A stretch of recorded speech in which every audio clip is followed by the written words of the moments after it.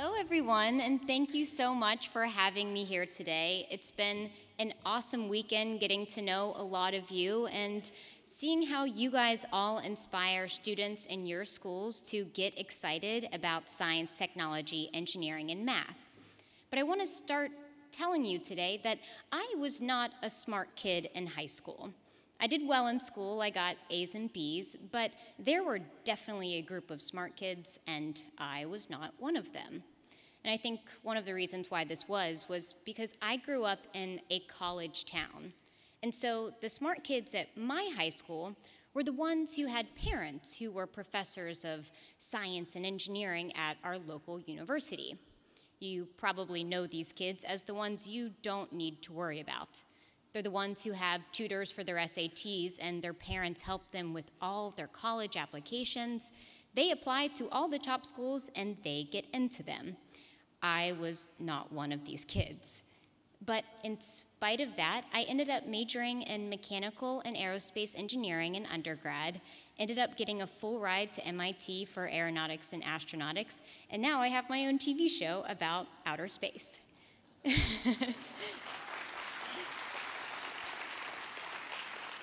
So today I want to tell you about how a girl who did not consider herself one of the smart kids reluctantly and timidly joined STEM, but then enthusiastically stayed. First, I want to bring you back to your middle school or high school self. When you thought of STEM careers, what types of words came to your mind?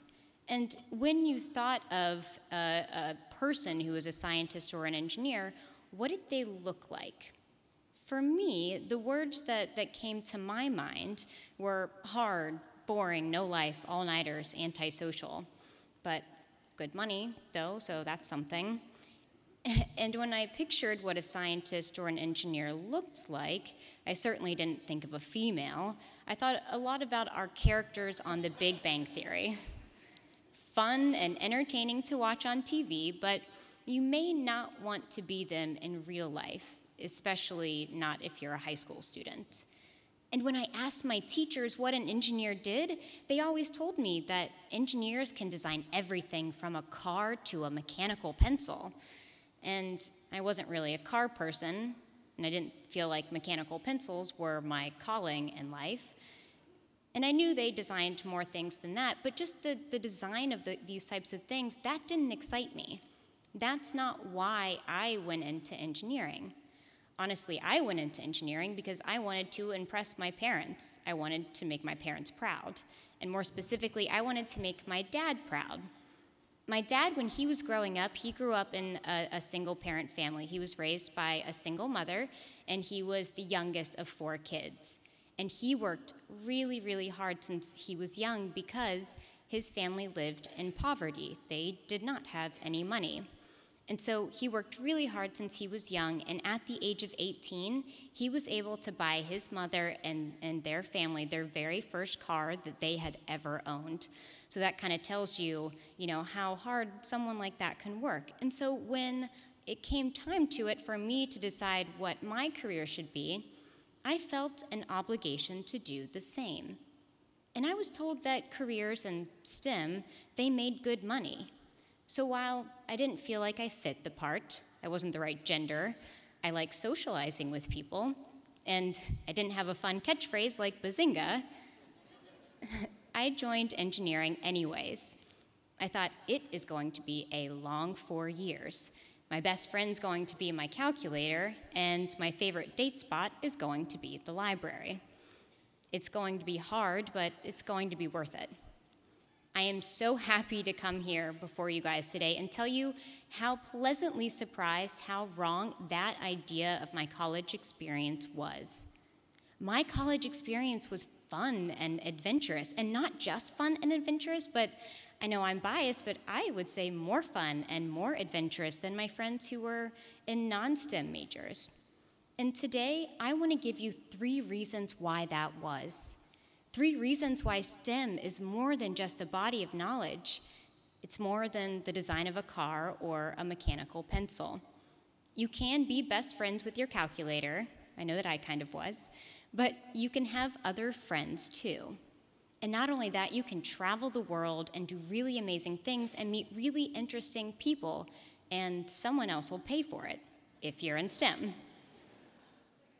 I want to tell you my 3 favorite aspects of STEM so that you can bring these ideas back, these messages back to your students, so that they don't just reluctantly join STEM as I did, but enthusiastically join STEM, excited for college and for their future. My 3 reasons why STEM is awesome. 1, STEM makes you uncomfortable. This seems sort of counterintuitive, but I'll explain. STEM gives you superpowers, and STEM is a free ticket to travel and adventure. Now, first and foremost, STEM is a field that can and should make your students feel uncomfortable. When your students think of careers in science and engineering and technology, they are going to feel uneasy and intimidated, really no matter what you do. But you need to emphasize that this is a good thing, that this is a natural thing, because the best accomplishments in life start with a little discomfort. Now, this idea was never more clear for me than when I went to MIT for graduate school. When I got there, I was surrounded by these Ivy League kids who came from families that had bred engineers for generations. These kids knew that they wanted to get a PhD from MIT since they were 5 years old. And then when I went to the official MIT orientation with all these kids, I expected to hear things like, welcome to MIT, this is where you launch your career, welcome all you little geniuses. But instead, what they told us was basically to prepare to hate our lives there. They told us that it's natural to feel like you don't belong, like you're not smart enough, like we made a mistake letting you in. And at this point, I'm thinking, well, I did feel like I was smart enough to be here, but now that you're saying that these Ivy League kids next to me don't feel like they're smart enough, I am questioning all kinds of things. So it wasn't really the warm embrace that I was hoping for. And then when I made my way to my specific research group, I discovered that there were only 2 new students accepted into my lab.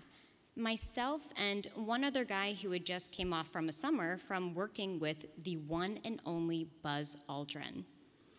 This guy literally worked with, knew personally, and every once in a while in lab he'd receive a call from and he would chat with the second man on the moon. So here I was, surrounded by these Ivy League kids, Buzz Aldrin's best friend apparently, and the school itself was telling me I was going to hate my life. I was definitely uncomfortable. That was until I got to know those Ivy League engineering-bred friends. And what I discovered was that they were feeling the exact same way I was. They didn't feel smart enough to be there. They were intimidated by me, by each other. They were definitely very, very uncomfortable. And it's because when we decide to do these new and difficult things, it's natural to feel scared. And your students, they should take comfort in knowing that everybody feels this way too, no matter what school you went to or what family you're from. We all at times suffer from something called imposter syndrome. Now, imposter syndrome is this psychological phenomenon where you internalize your achievements, that despite external evidence of your success, you think that you're a fraud, hence imposter syndrome, and that you don't deserve the success that you've achieved. This is especially a problem for your female students. And sometimes this I'm not good enough fear is so great that we trap ourselves in our comfort zone. And this is one big reason why a lot of students don't even consider going into STEM. Fear is a great excuse to be a very boring person. Fear is a great excuse to sit in bed all day and watch Netflix and never really do anything. So we need to give students confidence to do the hard things. Because while I was scared to go to MIT, the way that I got over that fear, or over it enough that I was able to graduate, was by doing something that I do every time I take on a new uncomfortable challenge. And it's by surrounding myself with really incredible people who are going through the same thing. There's a really helpful mantra here that I think would be useful for your students, and it's that you are the average of your 5 closest friends, so choose wisely. Are you choosing wisely? Surrounding yourself with smart and motivated and positive people is the single best way to make it through these new and difficult, uncomfortable experiences. They will make the terrible days more bearable and the great days even better. And they'll help you get to the finish line. Because while I was at MIT, there were so many times where I wanted to stop short of that finish line, where I wanted to throw in the towel and say, yep, I was right, I'm not one of the smart kids, I don't belong here. But it was my friends who kept me going. We always hear this idea of peer pressure as a negative thing. We think that it has this negative connotation. But peer pressure can be one of the most positive influences in a student's life. By surrounding myself with amazing and driven friends to this day, I am constantly peer pressured to do things that are good for me. My friends are always making me eat healthy and go to the gym and write a new blog and work on my TV show, sometimes when I don't necessarily have the energy to. So if you know students or teachers who have common interests, be a matchmaker. Because these students, these teachers, they will have a better chance of creating something amazing together than they will individually. But above all students should know that this feeling of discomfort, this I'm not good enough feeling, is a natural feeling that everybody feels from time to time, no matter what age you are, what career you're in, or what school you went to. And STEM has plenty of situations where they will feel uncomfortable. But they should know that this is a good thing, that this is a great thing, because these are the situations where they are guaranteed to learn something. They are guaranteed to come out more confident, more experienced, and more independent than when they went in. So tell your students that STEM will make them uncomfortable, but that this, in fact, is a good thing. Now, the next reason why STEM is awesome is because it gives your students superpowers. What do I mean by this? Well, I think Carl Sagan put it best when he said, science is much more than a body of knowledge. It's a way of thinking. STEM will give your students superpowers, and it'll transform the way that they think about the world. You can understand the secret language of nature, and it becomes easier for you to understand why the sky is blue, how a literally 1 million pound aircraft can fly effortlessly through the air like a bird, or how your voice can be relayed to the other end of the world in milliseconds. There are so many things in our highly technological world today that seem like magic to many. But with a STEM education, your students get to look behind the curtain. And perhaps the best part of being in STEM is that you get to meet other friends who are studying in these fields also. So you get to become part of a community of people who are each studying how one little magical part of the world works. And so you each have your own slightly different superpower. And sometimes the world is faced with really terrible, challenging problems. And the exciting part is you can get together with these people and, with your superpowers combined, create really magical solutions. And just a few weeks ago, the world was faced with one of these terrible challenges. Is this dress gold and white or black and blue? By now, you have probably all seen this dress. It became a viral sensation simply because people could not agree whether it was gold and white or black and blue. It was originally posted on Tumblr, and then it was reblogged on BuzzFeed, and then became this instantaneous viral sensation around the world. I saw a bunch of my friends posting this on Facebook, as you probably did, and I was like, what is this? This is ridiculous. Why are people posting about this stupid, ugly dress?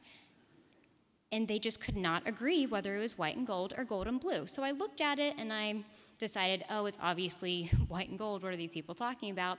Went back to work, looked back at that picture 15 minutes later, and it transformed to blue and black. And I was like, what is this sorcery? And people all over the world were having this same internal struggle. The struggle was so real that the article on this dress brought more readers to BuzzFeed at one time than ever before in BuzzFeed's history.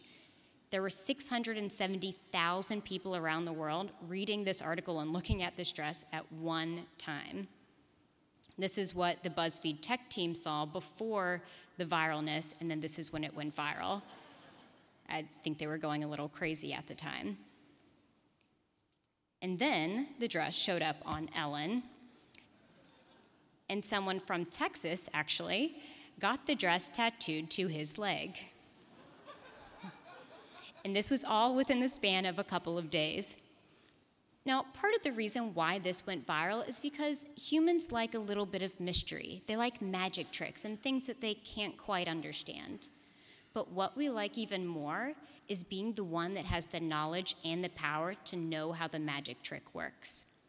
Now, it wasn't long after this went viral that my friends in my STEM community were using their superpowers to give us explanations, scientific explanations as to how this worked, why people were seeing different colors when they were looking at the same dress on the same screen. And the explanation lies in how our brains and our eyes work together to understand what colors objects are. Our eyes and brains work together to assign fixed colors to the same object under varying lighting conditions. This is called color constancy.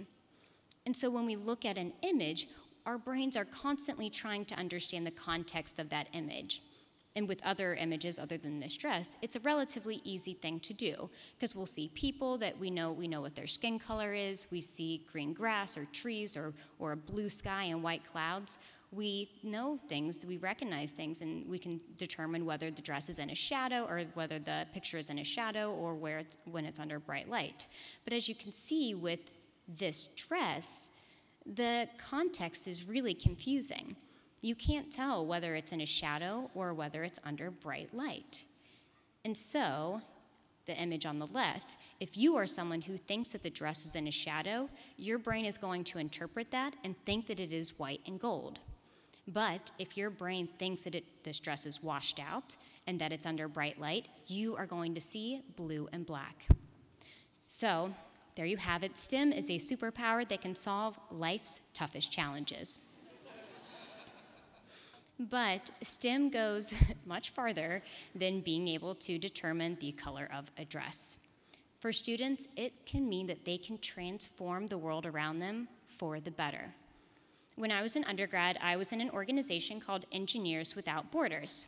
And if you're not familiar with this organization, it's typically an undergrad student-run organization, a nonprofit, that sends students all around the world to solve challenges in the developing world using science and technology.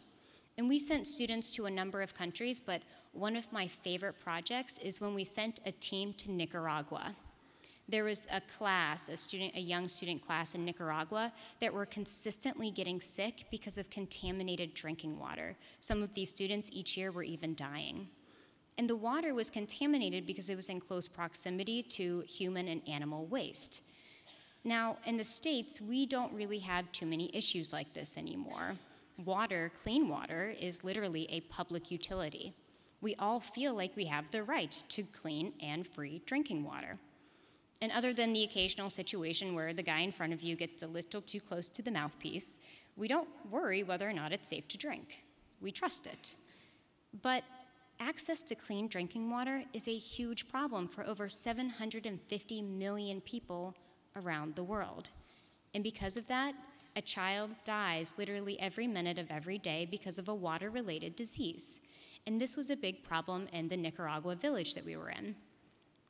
Now, my team put together a very simple and elegant solution to this problem: a water filter made out of sand. It sounds like a pretty rudimentary system, right? But as it turns out, sand has these wonderfully magical properties that can literally remove bacteria from contaminated water. There's this biolayer of microscopic organisms that exist on a layer of wet sand. And these microscopic organisms, they can eat bacteria, many different types of bacteria, including fecal matter bacteria. So all you have to do is dump a layer of contaminated water on a few feet of sand, and because of the biological and mechanical properties, the sand acts as a filter, removing small particles and harmful bacteria, including fecal matter bacteria, from that water, and so out the other end comes clean drinking water. And this very simple solution worked for these Nicaragua students. We always think of STEM as this unreachable body of knowledge that is complex and complicated, the kind of stuff that goes into building an iPhone or explaining the general theory of relativity. But sometimes the most powerful aspects of STEM are the simplest of ideas, like combining dirty water and sand. And when you combine these ideas with a little bit of creativity, you can create wonderfully elegant and sustainable solutions that can solve people's problems, the toughest problems around the world. STEM gives students superpowers to understand the world around them, but it also gives them superpowers to transform that world for the better. Now, lastly, and this one's my personal favorite, STEM can be a poor student's ticket to travel and adventure. When I first came to college, I remember walking down my engineering corridor, and I was probably daydreaming or dreading about how hard the next 4 years were going to be, about how all the all-nighters I was going to have in the library, and how kind of boring college was going to be. And then I saw an image of a student floating in zero gravity like this on the wall. And I thought, what is this? This looks so awesome. And it turns out it is one of the most incredible experiences a human can have on Earth. And it was absolutely free to students if you were in STEM. And so instead of describing this experience, I would like to show you. We did a segment on this for my show on exploration outer space on an episode that was Training to be an Astronaut. That was the title of the episode. And so I'll show you, I'll just let you see it for yourself.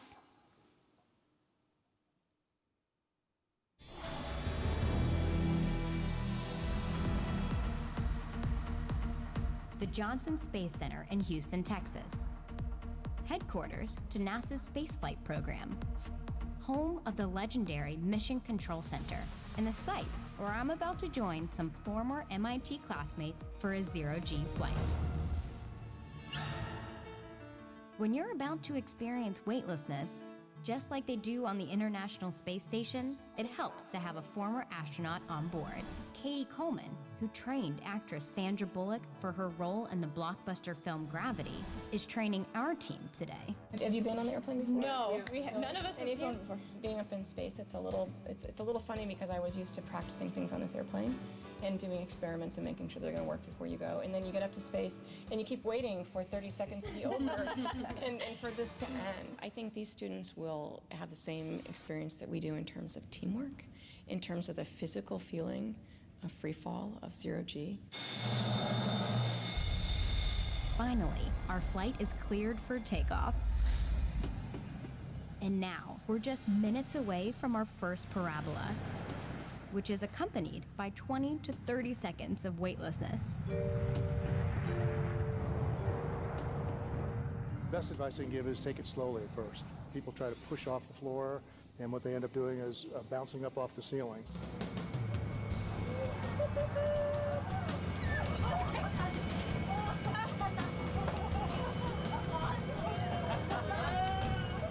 First parabola is such an incredible rush because it doesn't just start weightless. First, the plane tilts up and you feel like you're extremely heavy on the floor. Everything gets pressed to the floor, and during that time, my heart started pumping. But while I was having fun floating, eating like an astronaut, snacking, and even juggling, you can actually do it on the moon. The rest of the passengers on board are experimenting in health and fitness, and even nutrition. Each parabola means 30 key seconds of experiment time. So my team from MIT is on the clock. The experiment is a deployable antenna that we plan to use on board a satellite that we're building at MIT called TIRSAT. The first challenge, can a 9-inch antenna deployed to 9 feet in weightless conditions?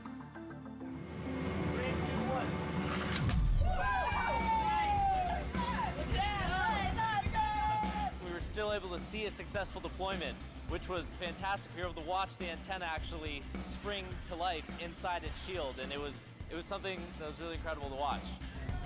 The first part of the experiment is a success. Now, can the satellite itself float in space-like conditions? It's okay. Our experiment did not go perfectly, as you know, a lot of experiments don't, but I think we still got a lot of good data. All right, coming out. Before we land, I have a few things left on my zero-G bucket list. A spacewalk, some acrobatics, Oh my God. and of course, the obligatory selfie. All a part of an unforgettable experience on the Weightless Wonder. These younger people need to be ready for the future because they are the ones with the good questions, and they are the ones that are going to be passionate about pursuing the answers.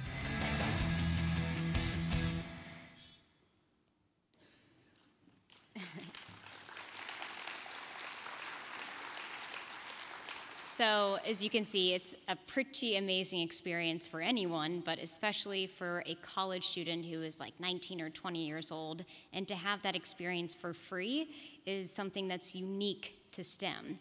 And if you were wondering, yes, it is indeed called the Vomit Comet for a reason.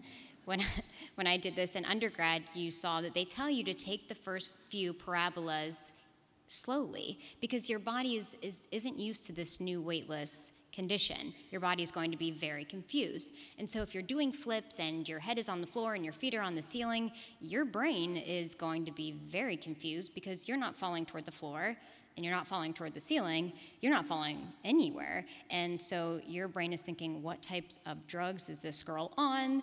And so its natural reaction is to, in fact, throw up, which I did. And they give you these little baggies that you put in your flight suit, and they're easily accessible, so when that happens, you can quickly pull it out and do your business in the bag and then tie it really quickly, because if you don't do it quickly, what happens to throw up and weightlessness, that quickly becomes friends with all the other passengers on the airplane, which means you quickly lose all your friends on that airplane. But this was just the beginning of my adventures in STEM. I think the most unique aspect of STEM majors that I wish more students knew about is that there is so much money for students who are in STEM majors. Why get a part-time job at a Starbucks if you can get paid to do research on something that's relevant to your major, that you're interested in, that you're passionate about, and you're building your resume at the exact same time? And the internships are even better. They will send you all around the country and they will pay for it. I have gone to NASA centers in California, NASA centers in Ohio, I've worked in DC, and they didn't just pay for your travel expenses, you came home with money, which helped pay for college. And I wasn't just getting coffee, or I wasn't getting coffee, and I wasn't getting dry cleaning for my boss. I was actually trying to figure out whether or not there was water on Mars. Now we know that there is. I was growing nanoparticles in a research lab, and I was analyzing a new type of rocket engine for NASA. And these were just the domestic opportunities. I was sent to China through a National Science Foundation internship, and I worked there for 3 months and had a lot of adventures while I was there. And when I was in grad school, I gave a research presentation in Naples, Italy. And while I was there, I got to meet the one and only Bill Nye and, of course, travel through Italy. So why is this important to your students, other than the obvious reasons, because it's a lot of fun? But not all students can afford to pay for college. And so these paid research assistantships and these teaching assistantships and these internships, they help these students pay for college. And these opportunities that I had, they weren't just for the top students. Every single engineering student that I knew at my state school in undergrad had opportunities like this. Everybody had an internship every single summer, and they all made $5,000 and $10,000, and some people even over $20,000 in one summer. It's just part of the job description when you sign up to be a student in STEM. But it's not just the money. Traveling around the country and around the world is an asset all in itself. And traveling while you're young is incredibly important because these are the experiences that will make your students more independent and confident in their abilities. Traveling exposes you to different mindsets and beliefs and cultures. Traveling will give your students a healthy sense of wonder about the world, and that will fuel their desire to learn about it further. STEM can be your student's free ticket to this type of travel and adventure. Now, STEM is more than just a body of knowledge. It pushes you outside of your comfort zone. The best accomplishments in life start with a little discomfort. STEM can give your students superpowers to understand the world around them and let them change that world for the better. And STEM can be a free ticket to travel and adventure, a poor college student's dream. Now, I hesitantly joined STEM, but for these 3 reasons, I enthusiastically stayed. I hope that we can all work together to bring these messages to students so that they may not just hesitantly join STEM as I did, but enthusiastically join STEM, excited for college and for their future. Thank you.